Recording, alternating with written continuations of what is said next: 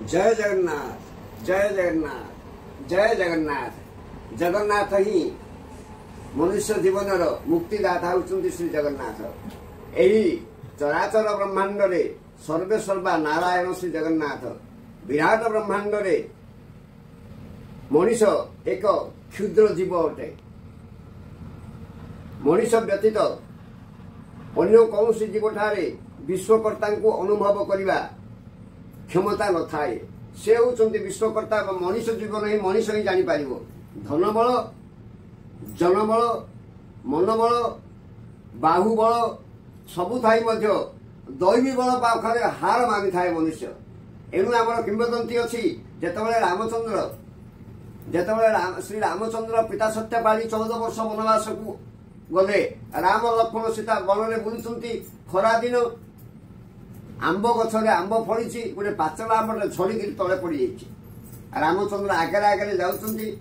पाचला आंबटा को उठे धरी हाथ में लक्ष्मण को कहले, भाई रे सूत फलम न च नान्य फलम, इक्षुरसम न च नान्य रसम, भातृबलम न च नान्य बलम, चंद्रदीपम न च नान्य दीपम।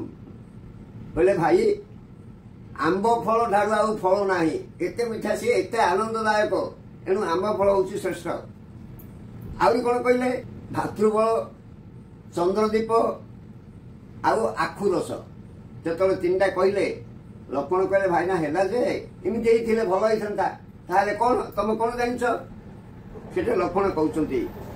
कहले भाई ना धान्य फलम न च नान्य फलम, विद्यारसम न च नान्य रसम, बाहुबलम न च नान्य बलम,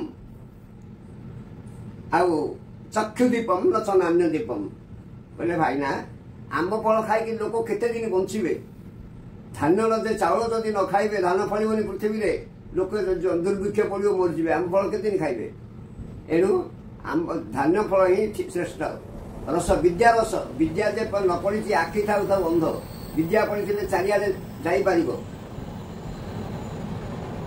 तेणु अज्ञान तिमिरांद ज्ञान अंजन सनाकया तत्पद दर्शिते जन तस्मै श्री गुरुवे नमः। अज्ञान रूप को अज्ञान रूपक अंधार को दूर करने गुरु पाखे गोटे अंजन अच्छी। से अंजन जी लगेदेले ताकू विद्या आगू को आगू को देखा। एणु विद्या रस हूँ श्रेष्ठ रस। आहरी कौन कहले भाई ना तुम्हें कहल भातृबल न च नान्य बल। भाई कौन सबुदिन पाखे थी कि जदि शत्रु आस आर बाहुरे बल अच्छी ताले से गड़े फिंगिदेव।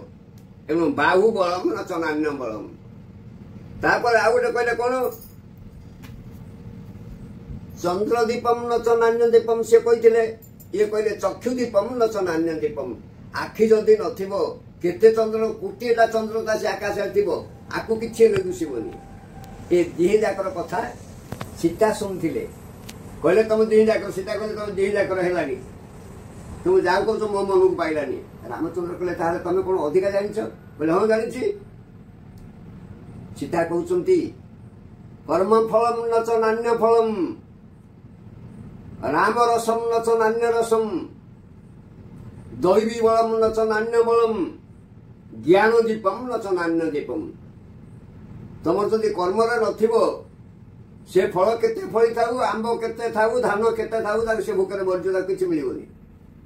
एणु कर्म फलम न च नान्य फलम, राम रसम न च नान्य रसम। राम नाम रे जो रस अच्छी से रस को जी पान करी कौन से रस दरकार ना। पेट सबुदिन पूर्ण हो। एणु राम रसम न च नान्य रसम, दैवी बलम न च नान्य बल। एड़े एड़े टेणा कर 5 लोक उठे फिंगी दौथो किंतु दैवी गोटे माढ़ मार एकाथरे से शଯ୍याशायी भूमि में पड़ खत्म हो। एणु दैवी बलम न च नान्य बलम। दीप कहले कोटिए चंद्र थिबे, कोटिए तारा 2 कोटी तारा थिबे, 3टा 3टा 4टा 4टा आखि थिबो, तथापि ज्ञान जदि नाही ज्ञान दीपम न च नान्य दीपम। से अज्ञान सहित समान। एणु जो कहले रामचंद्र कहले तुम कथा ठीक है। एणु समस्त आश्रयदाता विश्व चिंतामणि श्री जगन्नाथ। श्रवण तांको नाम स्मरण कले नवदा भक्ति जागृत हुए ताले से नवदा भक्तिटा कौन ना श्रवण कीर्तन स्मरण पाद सेवन पूजन बंदन दास्य सख्य आत्मनिवेदन मध्यरु कलिजुग श्रेष्ठ होची नाम संकीर्तन जे नाम संकीर्तन कले हरे कृष्ण कृष्ण कृष्ण हरे हरे हरे राम राम राम हरे हरे यही नाम संकीर्तन ही कलिजुग प्रधान पावन पुरुषोत्तम धाम वैकुंठ श्रीक्षेत्र रत्न बेजिरे विराजमान श्री जगन्नाथ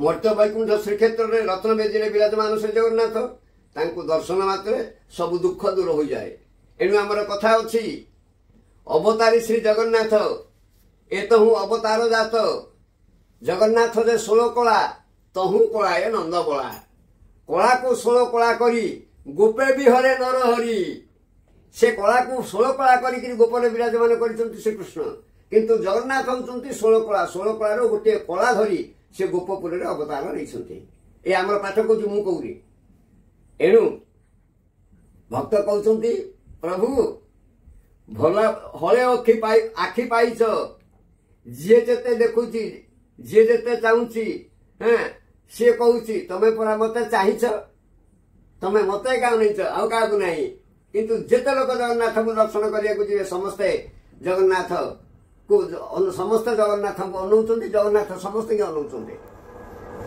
एणु भक्त जी श्री जगन्नाथ यही से कहते दर्शन मात्र सब दुख दूर हो जाए से अंतर्जामी कहवा आवश्यक पड़े ना से जगन्नाथ दिव्य महिमा बहु बार प्रमाणित होईछि कोठु कोठु बहु बार बोले देख माणिक गौरुणी मीराबाई जगन्नाथ दास बंधु महांती दासिया बाउरी बलराम दास सालबेग प्रत्येक ज्वलंत प्रमाण एणु अवतार श्री जगन्नाथ एतहु अवतार जात हस्त नथाई हस्त पाद नथाई से सब स्थान को जाई पारंती पाद नाही से दुआरे पड़े से पड़ुचंती तांको को जागा बारण नाही कि जीवा को कौन से असुविधा नाही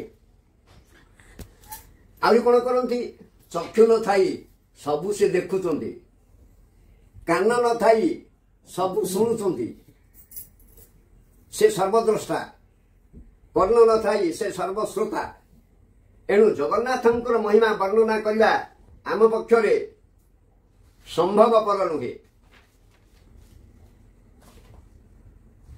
पाटी नथाई से सकाल प्रकार रस आस्वादन करती आए छपन पौंडी भोग कर सकाल जलखिया लोड़ा सकाल जलखिया लोड़ा खरा को मध्याह्न भोजन लोड़ा राति की भोजन लोड़ा हाँ मझे मझे आहरी के पखाड़ भात दही पखाड़ पखाड़ से पखाड़ मझे मझे खाऊँ सब प्रकार लोड़ा समग्र ब्रह्मांडर से आकर्षणीय जीव जगतर कल्याण पाई से श्रीक्षेत्र में विराजमान सत्य ध्यान द्वारा त्रेतया यज्ञ द्वारा द्वापर पूजा द्वारा कली संकीर्तन द्वारा एणु भगवान जो चारि जुग भोग करुचे आम सत्य त्रेतया द्वापर कली नानाक्षर अनुसार भगवान अवतार होती सत्य जुगे 4 अक्षर भगवान नाम कौन ना नर सिंह 4टा अक्षर अवतार से 4 अक्षर अवतार नरसिंह ताहले राक्षस किए हेले ना हिरण्याक्ष भक्त किए ना प्रहलाद भक्त नहीं तापर आसला त्रेतया जुगे गोटे अक्षर कटिला 3टा अक्षर आसो त्रेतया जिंदी सेमती भगवान अवतार श्री राम राक्षस हेले रावण 3टा अक्षर तापर भक्त किए हेले ना पावनी पवन पुत्र हनुमान तापर आसला द्वारका द्वापर जुग से 2 अक्षर कटिला 2 अक्षर रहा द्वापर रे कौन होईची ना भगवान अवतार होची कृष्ण राक्षस किए कंस भक्त किए गोपी गोपी को कई भक्त नहांती तापर बर्तमान आम कलिजुग भोग कर कलिजुग नागरिक कलिजुग भगवान को अवतार नहीं कलिजुग ओम राक्षस किए हेले ताहले मु